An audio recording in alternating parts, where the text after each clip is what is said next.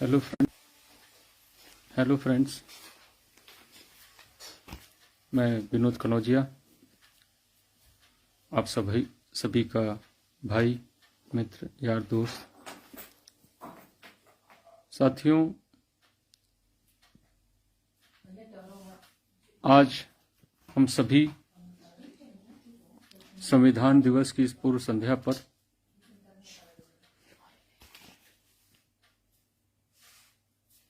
कल जब पूरा भारत इस गौरवशाली दिवस को संविधान दिवस के रूप में मना रहा होगा, तो सबसे पहले मैं आप सभी को नमस्ते, आदाब, सत श्री अकाल, जय भीम, नमो बुद्धाय। साथियों, आप सभी संविधान के बारे में जानते हैं और देश की आजादी के 7 दशक व्यतीत हो जाने के बाद इस देश में शायद ही ऐसा कोई साथी होगा, वयस्क व्यक्ति होगा, भाई होगा, जो संविधान के बारे में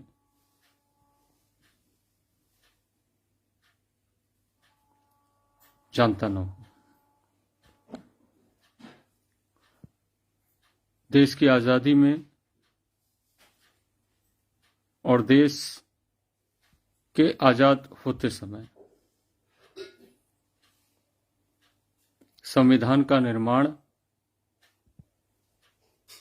एक सर्वोत्तम और सर्वश्रेष्ठ कार्य रहा। निश्चित तौर पर संविधान निर्माण के लिए जो कमेटी बनाई गई थी, उसमें बाबा साहब डॉक्टर B.R. अम्बेडकर साहब की भूमिका को आज भी हम न सिर्फ सराहते हैं बल्कि उससे प्रेरणा लेते हैं। इतना बड़ा कार्य, जिस संविधान को बनाने में लगभग 2 वर्ष 11 माह 18 दिन लग गए, यह कार्य निश्चित तौर पे साथियों आसान नहीं था। इसकी कल्पना हम आप सभी कठिन है किंतु कर सकते हैं। ऐसे समय में जब देश आजाद हो रहा था, देश के इतने बड़े क्षेत्र को, विशेष तौर पर जब इस देश में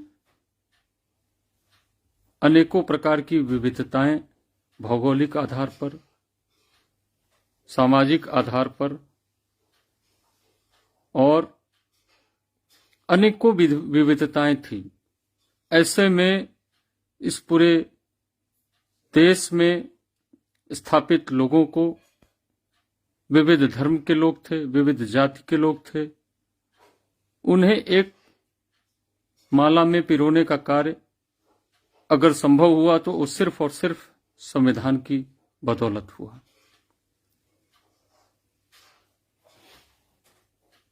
बाबा साहब द्वारा बनाया गया संविधान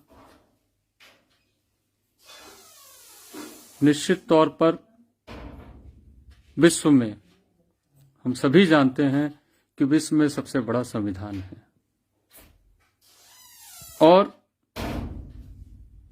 इस संविधान से आज भी विश्व के कई देश प्रेरणा लेते हैं। इतना प्यारा संविधान, इतना मजबूत संविधान विश्व में कहीं नहीं। हमारे महापुरुषों ने जो कल्पनाएं की थी, एक अच्छे भारत की, विकसित भारत की, ताकतवर भारत की, अगर वह आज पूर्ण हो पा रहा है, वह परिकल्पना आज फलीभूत हो पा रही है तो इसमें सबसे बड़ा योगदान संविधान का है। और बात जब संविधान की आती है तो निश्चित तौर पर वहां बात बाबा साहब की भी आएगी। बाबा साहब जैसा विद्वान जो अपने समय के विश्व के 5 सर्वश्रेष्ठ विद्वानों में गिने जाते थे, बहुत विरले था, बहुत कठिन था। जिन परिस्थितियों में रहकर उन्होंने यह विद्वता हासिल की वह निश्चित तौर पर और भी कठिन और लगभग असंभव सा प्रतीत होता है, लेकिन बाबा साहब के अथक संघर्ष, परिश्रम, मेहनत, त्याग का परिणाम है कि उन्होंने न सिर्फ भारत देश को बल्कि विश्व को कई विषयों पर, आर्थिक विषयों पर, सामाजिक विषयों पर, नैतिक विषयों पर, संवैधानिक विषयों पर मिसाल दी, एग्जाम्पल्स दिए। साथियों, हम सभी यह जानते हैं कि बाबा साहब द्वारा जो डिग्रियां हासिल की गईं, सामान्यतः जब भी उनका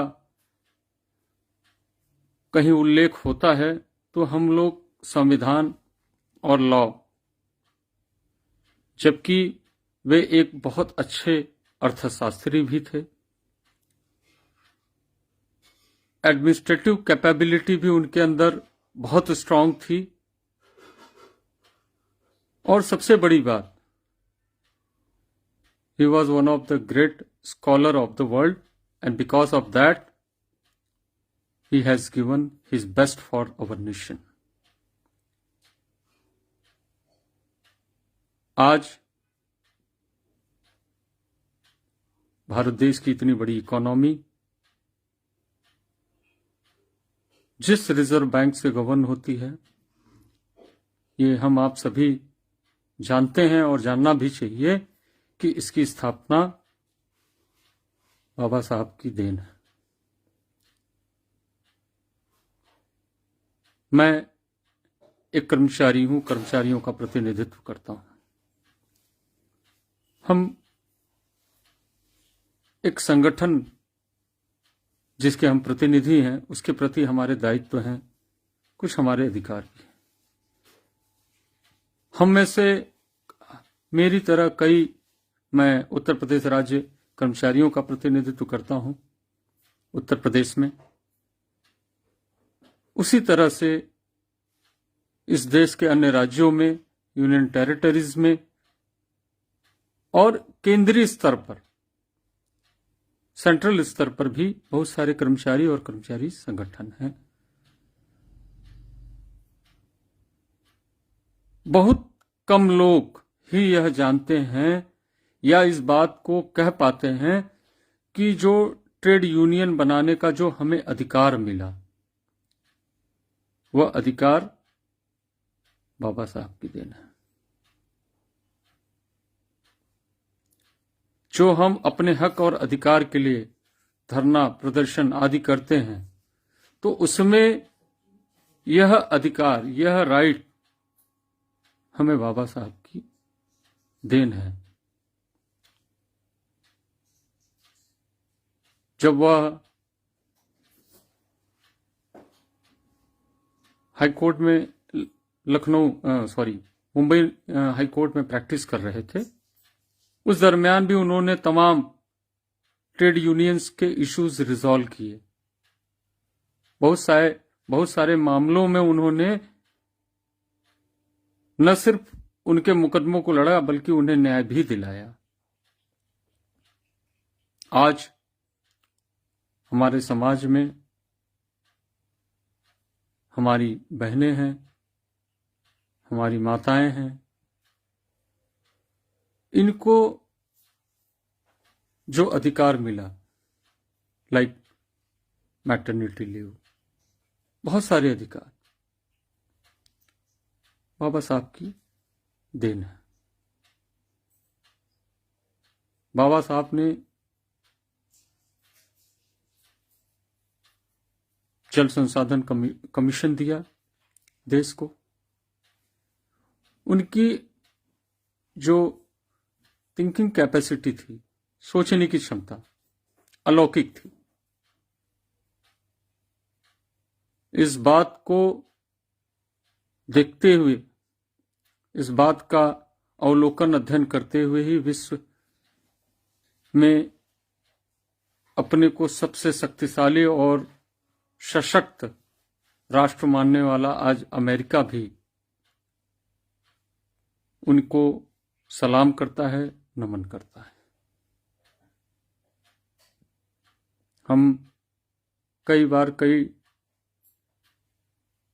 लोगों के विभिन्न स्रोतों से इस बात की हमें जानकारी होती कि विश्व में आज फला जगह बाबा साहब की प्रतिमा स्थापित की जा रही है। साथियों, कल्पना करके देखिए कि जब आप सभी को सादर जय भीम, नमो बुद्धाय। कल्पना करके देखिए कि आज हम लोग जरा सा अगर हमें कोई भला बुरा कह देता है तो हम दुखी हो जाते हैं, आहत हो जाते हैं और कई बार अपने लक्ष्यों से भटक जाते हैं। बाबा साहब जिन्होंने आजीवन यातनाएं झेली, परेशानियां झेली, उनकी वह बातें, उनके वह संदेश जो उनके जीवन काल तक लोग आसानी से स्वीकार करने को तैयार नहीं थे, आज उनके न रहने पर आप देख रहे हैं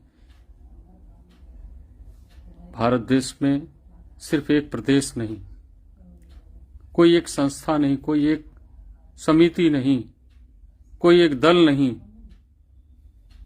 और भारत देश के बाहर कोई एक देश नहीं, कई राज्यों में उनकी जय जयकार हो रही है।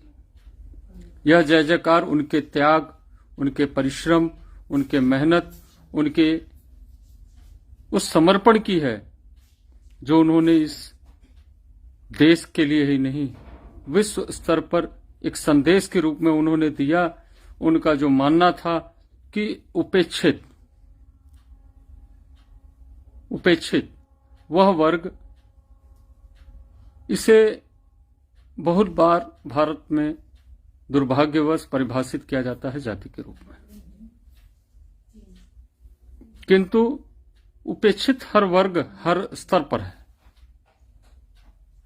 जहां शोषित है वहां शोषक भी हैं, और जहां शोषक है वहां शोषित तो हो गए।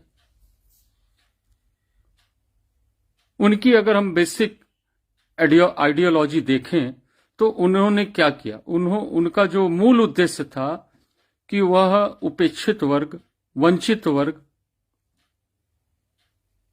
हमारे देश का संविधान क्या कहता है, सभी को समान अधिकार, सभी को समान अधिकार दिलाने के लिए जो सबसे ताकतवर संस्था है वह है भारत देश का कानून, भारत देश की सरकार, जिसे उन्होंने संविधान के रूप में इस देश को सौंपा। आज वह संविधान की ही ताकत है कि हर कमजोर से कमजोर इंसान भी यह भरोसा रखता है कि अगर उसके ऊपर अन्याय हुआ है तो उसे न्याय मिलेगा। उन्होंने इस देश के लोगों को जो सबसे ज्यादा ताकतवर दो चीजें दी संविधान के माध्यम से, जिसमें से सबसे पहली ताकत उन्होंने इस देश में वह लोकतंत्र दिया जिससे हम अपने अच्छे विचारों को, अपने भावनाओं को रखते हैं। निश्चित तौर पर कुछ ऐसे भी लोग हैं जो कहीं कम विवेक के कारण तो कहीं कई बार चालाकी में, ओवर स्मार्टनेस में, कई बार अपने निजी स्वार्थ के लिए उस अधिकार का दुरुपयोग करते हैं, तो उसके लिए कानून है। उन्होंने वह कानून भी दिया। आज इस देश के माननीय सर्वोच्च न्यायालय चीफ जस्टिस ऑफ इंडिया आदरणीय अभी मीडिया के माध्यम से यह जानकारी हम लोगों को मिली, आप सभी को मिली होगी कि सर्वोच्च न्यायालय में बाबा साहब की प्रतिमा स्थापित होने जा रही है। साथियों, एक कष्ट तो होता है कि हम निर्णय लेने में इतने पीछे क्यों हैं, इतने स्लो क्यों हैं। लेकिन चलिए, देर आए दुरुस्त आए। अभी हमारे सीजेआई साहब विदेश गए थे, बट नेचुरल है, कोई लीगल प्लेटफॉर्म था, उस पर उन्होंने अपने विचारों को रखा। हम लोगों ने सुना कि उन्होंने बाबा साहब के बारे में जब वहां सुना होगा, महसूस किया होगा, तो उन्होंने अपने विचार भी रखे। आज यह वही बाबा साहब हैं जिन्होंने अपने जीवन काल में रहते हुए अपनी बात इस देश के सभी नागरिकों को समझाने का प्रयास किया। उन्होंने कभी भी इस बात की वकालत नहीं की कि शोषण का जवाब शोषण है। उन्होंने हर बार इस बात पर बल दिया कि शोषित वर्ग को मुक्ति मिलनी चाहिए। इस शोषणकर्ता का क्या होगा, क्या नहीं होगा, इस पर उनका जो निर्णय रहा वो कभी भी बहुत कठोर नहीं रहा। लेकिन शोषितों के लिए, वंचितों के लिए उनका सदैव प्रयास रहा कि उन्हें एक बेहतर जीवन मिले। इस बात को अगर उनके जीवन काल में हमारे देश के सभी लोग समझ जाते, मान लेते, तो आज हमारे देश की स्थिति निश्चित तौर पर बहुत बेहतर होती। हम बहुत आगे होते, बहुत विकसित हो चुके होते। आर्थिक तौर पर हमने निश्चित तौर पर विकास किया है, लेकिन अगर हम एक पार्ट देखें तो हमारे देश का एक बड़ा हिस्सा आज भी, जैसे हमने अपने एजुकेशन लाइफ में जब इकोनॉमिक्स का स्टडी किया तो there were like 3 categories, upper class, middle class and the lower class. ये जो डिफरेंस है, ये डिफरेंस बढ़ा ही है। रीजन जो भी हो, उसके लिए सक्षम संस्थाएं हैं जिन्हें इसका अवलोकन करना चाहिए। लेकिन हमें यह भरोसा है, और आज जो परिस्थितियां उसको देख के हम यह कह सकते हैं कि बाबा साहब की आइडियोलॉजी है जो हमें इन स्थितियों से बाहर ला सकती है। इस देश में आज ऐसी कौन सा संगठन, कौन सा ऑर्गेनाइजेशन ऐसा नहीं है जो उनके किए गए रिसर्च को एक्सेप्ट नहीं करता। एक्सेप्ट सम पीपल्स, मैंने पहले कहा कि दोज हू आर सेल्फिश, उनको छोड़कर। लेकिन खुले विचारों वाला व्यक्ति, पढ़ा लिखा व्यक्ति, विद्वान व्यक्ति निश्चित तौर पर उनके विचारों की सराहना करता है, और वह इस बात पर बल देता है कि बाबा साहब के विचारों को अगर हम लोग 100% अडॉप्ट कर लें तो निश्चित तौर पर हमारे देश की स्थिति बहुत बेहतर होगी। सुई से लेकर के हवाई जहाज बनाने वाला वह मजदूर, जिसको उन्होंने अंग्रेजों के शासन काल में भी इस बात की वकालत की कि उन्हें 12 घंटा से उनका वर्किंग आवर घटा करके 8 घंटा किया जाए, सप्ताह में उन्हें एक अवकाश अवश्य मिलना चाहिए। लिव एनकैशमेंट जो आज हमें मिल रहा है, डियरनेस अलावेंस जैसे इन विषयों पर बाबा साहब के वकालत की देन है, उनके ही सोच की देन है कि हम कर्मचारियों को प्राप्त हुआ। साथियों, मैं ज्यादा लंबा न कहते हुए, ये हम आप सभी इस बात को बेहतर ढंग से समझ रहे हैं कि आज अगर इस देश को उतापातियों से, अत्याचारियों से, अगर किसी मासूम, किसी माता, किसी बहनों को अगर ताकत मिल रही लड़ने की, तो वह है सिर्फ एक ताकत, वह है इस देश का संविधान। आज चाहे कितना ही ताकतवर संगठन हो, कितना ही ताकतवर व्यक्ति हो, वह भी एक बार इस संविधान की शरण में आता है। निश्चित तौर पर यह हम सभी का दायित्व है कि हम अपने राष्ट्र के सम्मान में इस संविधान का सम्मान करें।